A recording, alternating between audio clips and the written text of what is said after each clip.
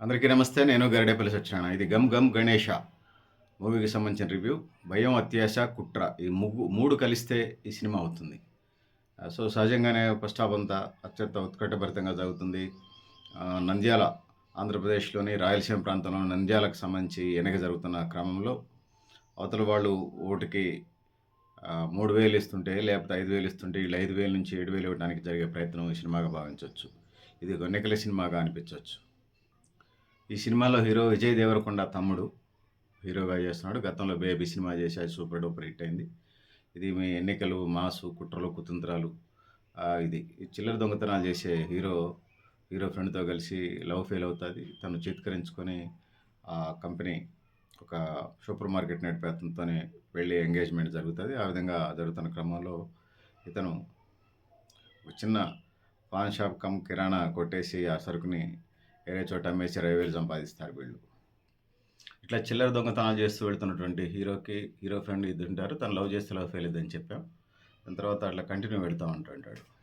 ఈ క్రమంలో love fail అయిన తర్వాత ఏదన్నా పెద్ద డీల్కి వెళ్తాడు. ఆ పెద్ద డీల్కి వెళ్ళినప్పుడు ఒక బంగారం కొట్టు జల వ్యాపారి కొడుకు తనకు టచ్లో అక్కడికి వస్తారు. ఒక ముస్లిం పెద్ద ఆయన దగ్గరికి వెళ్ళినప్పుడు వాళ్ళు ఆ డీల్ని తను యాక్సెప్ట్ చేయడు రంజాన్ మాసాన్ని. సో అది హీరోకి అప్పచెప్తా. హీరో ఆ ముస్లిం పెద్ద మనిషి దగ్గర కన్విన్స్ తీసుకుని ఒప్పేసుకుంటాడు. ముస్లిం పెద్ద మనిషి మీరు ఏదైనా చేసుకోండి, నాకు సంబంధం లేదు, ఆడైతే నాకు తెలిసినాడని చెప్తాడు హీరోని ఆ ముస్లిం పెద్ద ఆయన. ఆ విధంగా డీల్ ఏంటంటే ఈ కథకి అత్యంతం చివరిదాకా కొనసాగుతూ ఉంటుంది. 2 ప్యారలర్గా కథలు జరుగుతూ ఉంటాయి. ఇది హీరోకి సంబంధించి ఏం జరుగుతూ ఉంటుంది అంటే ఆ బంగారం కుట్ట అతన్ని హీరో ఆ బంగారం వజ్రాల వ్యాపారి కొడుకు వచ్చి ఆ డీల్లో ఉంటాడు. 7 కోట్ల విలువైన వజ్రాన్ని కొట్టేస్తే వీళ్ళకి ప్యాకేజీ 40 లక్షలు ఇస్తానంటాడు. సో ఆ విధంగా వీళ్ళు అనుకున్న పద్ధతి ప్రకారం వెళ్తూ ఉంటుంటారు. అక్కడికి వెళ్ళి ఇది కొట్టేయడం జరుగుతుంది. కొట్టేసిన క్రమంలో అతని మీద వజ్రాల వ్యాపారి మీద చెప్తేనప్పటి వీళ్ళు కొంచెం షోల్డర్ వైపు కాలుస్తారు. ఆ విధంగా అది సీరియస్గా మారి అక్కడి నుంచి తప్పించుకొని వెళ్ళిపోయే క్రమంలో బయటకు వెళ్తూ ఉంటారు. చెకింగ్ జరుగుతూ ఉంటే వినాయకుడి విగ్రహంలో వేస్తారు. ఇది వినాయకుడి తొండంలో వేస్తారు. ఆ తొండంలో వేసినప్పుడు ఆ వినాయకుడు దానికి సంబంధించి ప్యారలర్గా ఇంకొక వైపు ఇప్పటికే చెప్పాను, ఆంధ్రప్రదేశ్లో రాయలసీమ ప్రాంతంలో నంద్యాల నియోజకవర్గానికి సంబంధించి ఏదైతే ఉన్నదో నంద్యాల నియోజకవర్గానికి ఎన్నిక జరుగుతూ ఉంటుంది. ఇద్దరు రెడ్లు పోటీ చేస్తుంటారు అక్కడ. సో ఈ క్రమంలో ఆంధ్రప్రదేశ్లో కమ్మారెడ్డి ఇద్దరి మధ్య ఆధిపత్య పోరు ఉంటుంది. సో ఈ క్రమంలో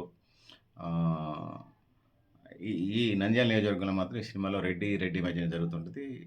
ఆ డబ్బులు అన్నీ సీజ్ చేసేస్తాడు సాక్షాత్తు ముఖ్యమంత్రి. ఈ సీజ్ చేసేసినటువంటి క్రమంలో అక్కడ ఏదైతే ఉన్నదో ఆడకు సంబంధించి అక్కడికి వెళ్తారు. డీల్ మాట్లాడుకుంటారు. హవాలా ద్వారా డబ్బులు తీసుకురావటం.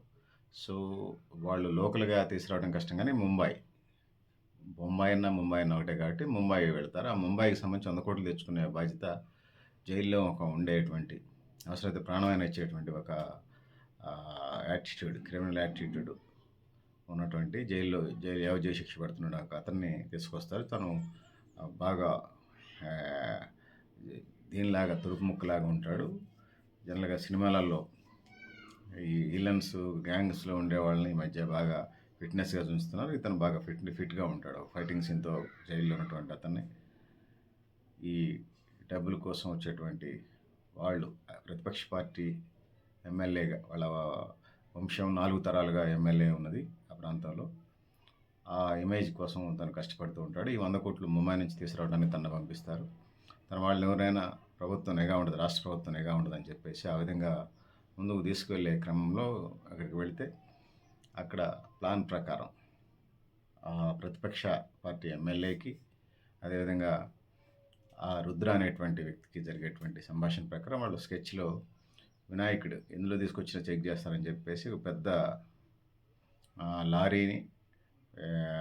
లారీ అంటే లారీకి 4 వైపులా ట్రక్ లాగా ఉంటుంది, కానీ అది లేకుండా ఓపెన్ ఇంజిన్ మట్టుకే టాప్ ఉంటుంది, మిగతా వెనక భాగం అంతా కూడా 16 చక్రాలు బండి అంటే ఆ టైపు. దానికి చుట్టూ ఏముండదు, ఫెన్షింగ్ దాంట్లో తీసుకొచ్చే ప్రయత్నం చేస్తుంటారు. దానికి సంబంధించి అందులో పెడతారు అమౌంట్ అమౌంట్ అందులో పెట్టి తీసుకురావాలనేది ఎజెండా. ఆ విధంగా అక్కడికి వెళ్తారు. వెళ్ళిన తర్వాత దాన్ని పూజలు పునస్కారాల మధ్య తీసుకొస్తారు. అనేక చెకింగ్‌లు జరుగుతాయి. సో, ఆ విధంగా వినాయకుడికి సంబంధించినటువంటి దాన్ని తీసుకొని వస్తుంటారు. తీసుకొని వస్తా ఉంటుంటే హీరో బ్యాచ్ మధ్యలో చెకింగ్‌లో వీళ్ళ దగ్గర ఉన్న వజ్రాన్ని మనుషులను కూడా చెక్ చేస్తుంటే అందులో వేస్తారు వినాయకుడి తొండంలో. ఆ విధంగా వాళ్ళని ఫాలో అవుతున్న క్రమంలో వీళ్ళది బండికి సంబంధించిన డీజిల్ అయిపోద్ది. పెట్రోల్ అయితే పెట్రోల్, డీజిల్ అయితే డీజిల్ అయిపోద్దనుకోండి. వీళ్ళు అక్కడ ఆగిపోతారు. అది ఎక్కడికి వెళ్ళిందని వాళ్ళు హీరో వీళ్ళు ఎంక్వైరీ చేస్తుంటారు. వీళ్ళు అక్కడికి ఏదైతే ఉందో ప్రతిపక్ష పార్టీ ఎమ్మెల్యే కంటెస్టెడ్ క్యాండిడేట్ ఎవరైతే ఉన్నారో అక్కడికి వెళ్ళి మొత్తం దేవునికి దండం పెట్టి అంతా ఇది చేసేసి దాన్ని పైపింగ్ పెట్టి నీళ్ళు చేసేటప్పుడు మట్టితో విగ్రహాలు అనే మెసేజ్ ఇంటర్నల్గా కనపడుతుంటుంది. పెడుతుంటే అది కరిగిపోద్ది. కరిగిపోయినప్పుడు లోపల మట్టి 100 కోట్లు కనిపించు. అప్పుడు ఏం జరిగింది అని అంటే ఈ విగ్రహాలు తెచ్చే క్రమంలో కొంత ఇది జరుగుతుంది. రుద్ర ఆపోనెంట్ గ్యాంగ్ లోపల ఏదైతే జైల్లో ఫైటింగ్ సీన్లో ఉన్నారో వాళ్ళ మనుషులు ఇక్కడికి వచ్చి కాల్చే ప్రయత్నం చేస్తారు. ఆ కొద్దిపాటి టైంలో అందులో పనిచేసే కుర్రాడు ₹1,00,000 విగ్రహాన్ని 1,50,000కి అమ్మేస్తాడు. సో, ఆ విధంగా లాభం చూసేస్తాడు. సో, అందులో లోపల ఉన్నది ఎవరిదని తెలియదు. లోపల ఏమున్నది ఏందనేది. సో, ఈ క్రమంలో దానికి బొట్టు ఇట్లా ఉంటుంది అర్ధచంద్రాకారంలో. ఈ అర్ధచంద్రాకారంలో ఉండే బొట్టు దాన్ని అమ్ముతారు. సో, అది ఒక గ్రామీణ ప్రాంతంలో ఒక భూస్వామి ఉంటాడు. ఆ భూస్వామి తను జమీందారు ఆ ప్రాంతంలో పెళ్ళి చేస్తూ ఉంటారు. సో, దీనికి సంబంధించి ఫ్లాష్ బ్యాక్ తీసుకున్నప్పుడు డబ్బులకు సంబంధించి ఈ విలన్ గ్యాంగ్ ఏదైతే ఉందో ఆ గ్యాంగ్ చెప్పే మాటలు స్వామివారు ఉంటారు. ఆ స్వామివారు 100 కోట్లకు సంబంధించి ఎలా కొట్టేయాలనే క్రమంలో ఈ జమీందారు కనపడతాడు. బొంబాయి వెళ్ళి అక్కడ నుంచి ఇట్లా ఫలానా అర్ధచంద్రాకారంలో ఉన్న వినాయకుడిని తీసుకురావాలంటే వాళ్ళు ఎంత డబ్బులు పెట్టారని దాన్ని తీసుకొస్తారు. అట్లా పూజ చేయటం వల్ల ఆ జమీందారికి బాగా కలిసి వస్తుంది, ఇంట్లో ధనలక్ష్మి వస్తుందని చెప్పిన క్రమంలో అట్లా జరుగుతూ ఉంటుంది. ఒకవైపు హీరో, ఇంకొక వైపు ప్రతిపక్ష పార్టీ ఎమ్మెల్యేగా పోటీ చేసినటువంటి రెడ్డి, రుద్ర వీళ్ళంతా ఈ డబ్బుల కోసం ప్రయత్నం చేస్తుంటారు.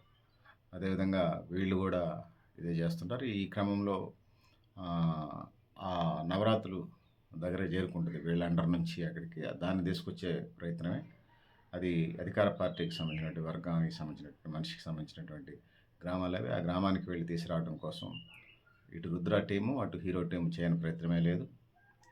ఈ క్రమంలోనే హీరోని వజ్రం తీసుకొచ్చినటువంటి వాళ్ళు అగ్రిమెంట్ చేసుకున్నటువంటి వజ్రాల వ్యాపారి కొడుకు షూటెడ్ సైట్ ఆర్డర్స్తో వాళ్ళకి ఇద్దరిని ఎమ్మడి పెట్టుకొని కారు వేసుకొని తీసుకొస్తుంటాడు. అయితే మధ్యలో ఒక గ్రామం వాళ్ళు అతను పట్టుకొని అక్కడ వ్యవసాయం పనులు చేపిస్తుంటారు.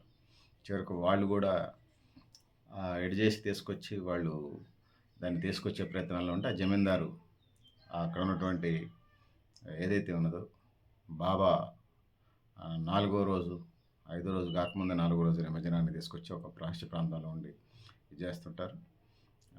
దాన్ని సెర్చ్ చేసుకుంటూ హీరో వస్తాడు. అటు నుంచి రుద్ర వస్తాడు. రుద్ర అంటే ఇటుపక్క హీరోతో అగ్రిమెంట్ చేసుకున్నటువంటి వాళ్ళ టీం కూడా తప్పించుకొని వస్తే వజ్రాల బంగారం వ్యాపారాల కొడుకు. ఆ విధంగా దాంతో పాటుగా ఇంకొక అసలు ప్రతిపక్ష నాయకుడి పాత్రలో ప్రతిపక్ష పార్టీ పాత్రలో ఉన్నటువంటి కంటెస్టెడ్ క్యాండిడేట్ అతను కూడా వస్తాడు. అక్కడికి వచ్చిన తర్వాత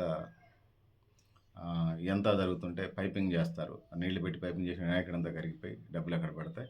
సో, ఈ గ్యాంగ్స్ అన్నీ కూడా ఆ డబ్బుల కోసం ఫైట్ ఉండదు. అందరి దగ్గర తుపాకులు ఉంటాయి. సినిమాటిక్గా చూడాలి. ఆ తుపాకులు ఉన్న క్రమంలో అందరూ ఫైట్ చేస్తూ ఉంటుంటారు. ఒకనాలు కాల్చుకుంటూ ఉంటారు. హీరోని రుద్ర గ్యాంగ్ వాళ్ళు ఫైట్ చేసినప్పుడు వెనక్కి పడితే ఏదో దొరికితే జైల్లో పెట్టుకుంటాడు. ఈ క్రమంలో ఈ విషయం పోలీసులు కూడా జరుగుతుంటుంది, తెలుస్తుంది. వీళ్ళందరూ కూడా ఇక్కడ ఒక బయట ప్రాంతంలో జరుగుతున్న ఈ క్రమంలో ఈ వజ్రాల వ్యాపారి తోని పాటు ఇంకా ఏరే టీమ్స్ కూడా వస్తాయి. వాళ్ళు కూడా తుపాకులు పట్టుకొని నాటు బొమ్మలు పట్టుకొని వస్తారు. ఈ క్రమంలో ఆ పిన్ను ఊడి దాని మీద పడుతుంది. 100 కోట్ల నోట్ల కట్ల మీద. అక్కడ పడ్డటువంటి క్రమంలో వీళ్ళంతా ఫైట్స్ జరుగుతుంటుంది. ఒకళ్ళది గ్యాంగ్లన్నీ హీరోకి కాంట్రాక్ట్ ఇచ్చినటువంటి వజ్రాల వ్యాపారి కొడుకు టీము, రుద్ర టీము, ఏదైతే ఉన్నదో నంద్యాల నియోజకవర్గం కంటెస్టెడ్ క్యాండిడేట్ టీము, అదేవిధంగా బాబా టీము, అదేవిధంగా ఆ గ్రామానికి సంబంధించిన జమీందారు టీమ్స్, వీళ్ళందరూ పెద్ద ఎత్తున ఫైటింగ్, డబ్బుల కోసం ఫైటింగ్ చేస్తూ ఉంటారు. వీళ్ళ పోలీసులు కూడా వస్తారు కొన్ని టయానికి. ఈ క్రమంలో బాంబు పిన్ను ఊడినటువంటి బాంబు 100 కోట్ల మీద పడితే అవన్నీ బ్లాస్ట్ అవుతాయి.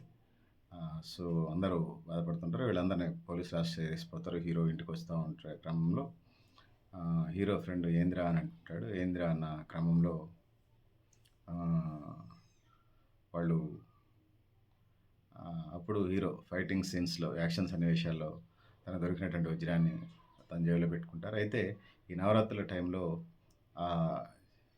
గ్రామీణ ప్రాంతంలో జమీందారీ కుటుంబంలో ఉన్నటువంటి వీళ్ళేమో హీరో అండ్ టీమ్ ఏమో వీళ్ళుగా వెళ్తారు, మీడియా లాగా వెళ్తారు, ఎలక్ట్రానిక్ మీడియా లాగా.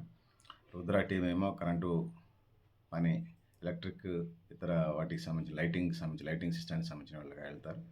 ఆ విధంగా విగ్రహాన్ని తీసుకొచ్చే ప్రయత్నం చేస్తారు. సో ఈ క్రమంలో ఇది జరుగుతుంటుంది.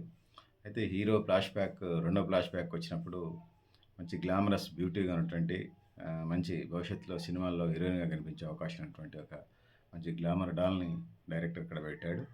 సో ఆ విధంగా ఎట్లా చూసినా కూడా వాళ్ళ మధ్య లవ్ నడుస్తూ ఉంటుంటుంది, లవ్ సన్నివేశాలు నడుస్తూ ఉంటాయి. హీరో ఎక్కడికప్పుడు ఇప్పుడు ఫ్లాట్ చేస్తూ ఉంటుంటాడు హీరోయిన్ని. సో ఆ విధంగా వాళ్ళు పెళ్ళి కూడా ఇష్టపడతారు. అనేక సంభాషణలు ఉంటాయి. సో మధ్యలో మందు తాగటం, సిగరెట్లు కొట్టడం, సహజంగా ఫ్యాక్షన్ దాపుకున్నటువంటి దొంగతనాలు చేసేటువంటి, చిల్లర దొంగతనాలు చేసేటువంటి వాటిల్లో కామన్గా కనిపిస్తుంటాయి. ఇవన్నీ కనిపిస్తూనే ఉన్నాయి.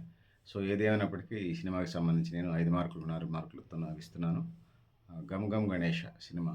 ఒకవైపు ఈ సినిమాలో హీరో పేరు గణేష్, అదేవిధంగా వినాయకుడి విగ్రహంలో డబ్బులు తరించడం ఒక భాగం.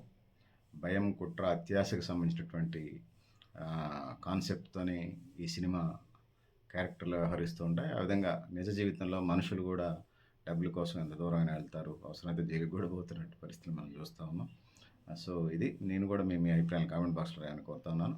వీలుంటే ఖచ్చితంగా గమ్ గమ్ గణేష్ సినిమాని చూడండి. మీ సమయం, మీ డబ్బులు వృధా కావని తెలియజేస్తా ఉన్నాను. పాటలు బాగున్నాయి, సన్నివేశాలు బాగున్నాయి, సెంటిమెంట్ బాగుంది, లవ్ బాగుంది. చాలా ఫస్ట్ హాఫ్ చాలా అత్యంత సీరియస్గా ఉన్నది. కొంచెం సెకండ్ హాఫ్కి సంబంధించి వచ్చినప్పుడు ఇంకొంచెం దాన్ని మూమెంట్ చేసి ఉంటే ఇంకా టాప్ 5 మార్కులు ఇవ్వచ్చు. అయినా కూడా 5కు 4 మార్కులు ఇస్తున్నాను. సో సినిమా చాలా అత్యంతం చూడముచ్చటగా ఉన్నది. డబ్బుల కోసం ఎవరైనా ఎంత దూరం వెళ్తారని ఫ్యామిలీ పరంగా కూడా చూడవచ్చు ఈ సినిమాని. ఎందుకంటే చాలా హాస్య సన్నివేశాలు చాలా ఉంటాయి. లవ్, ఫ్యామిలీ డ్రామా, ఒక గ్రామానికి సంబంధించిన కట్టుబాట్లు, గ్రామాల్లో పెద్ద మనుషులుగా చెలామయ్యేవాళ్ళు, పంతాలు, పట్టింపులు, కొంత వీఐపీలు ఎవరైనా గ్రామానికి వస్తే పోలీసులు రావడం ఒక భాగం, గ్రామంలో కొద్ది పెద్ద మనుషులు మా ఇంటి దగ్గర అన్నదండి, మా ఇంట్లో వసతి తీసుకోండి అని ఇది కావడం, ఈ విధంగా ఉంటాయి కాబట్టి నేను తెలియజేస్తూ ఉన్నాను. సో సినిమా బాగుంది, వీలుంటే తప్ప చూడండి. నేను Garidepalli Satyanarayana, new Lakshya organisation. Thank you అనండా.